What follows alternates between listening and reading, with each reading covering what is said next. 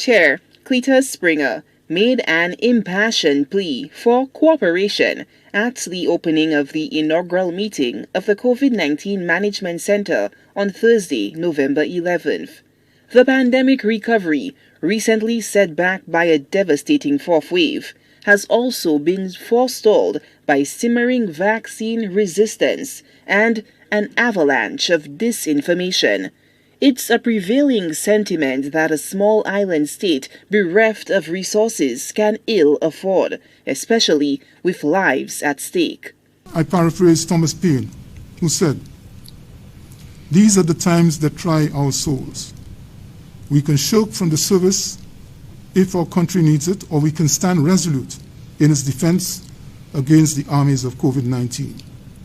If we can do this, my friends, our country will become a model that the rest of the world will gaze upon with admiration forever." Springer identifies a divisive political climate as another culprit behind the slow recovery. The career professional asserts cooperation and unity of purpose are required to wrest control of the COVID-19 situation. When did our political culture become so pregnant with acrimony that we can't agree on the need for and importance of some very simple steps to keep ourselves safe from a vicious virus? There is constructive and destructive criticism, and so too there's constructive and destructive politics. What the fight against COVID requires is constructive criticism and constructive politics.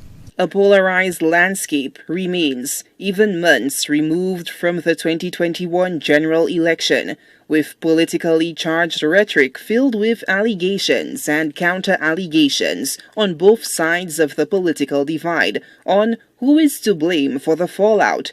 Springer urges citizens to put aside petty politics and focus on their own health and safety in an effort to nurse the island back to health, both from the COVID-19 virus and the deep scars of the very partisanship that has torn the nation asunder.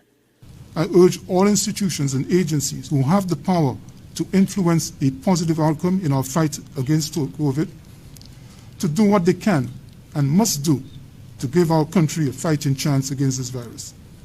There will always be differences in opinion on any policy, but in such situations, the best we can do for our country is what our country expects of us. Springer underscored the issues he says needs to be at the forefront of the minds of citizens as the CMC looks to inform the process of devising policies and measures to secure lives and livelihoods. Our respiratory hospital has a maximum capacity of 130 beds. It has 2 operating theaters, 1 fixed, overworked X-ray machine, and another mobile. This is the reality that must frame our debates on the rights and wrongs of COVID policy, on the need for SOEs and so on. This is the reality that should shape how we go about our daily lives, living with a highly infectious virus raging among us.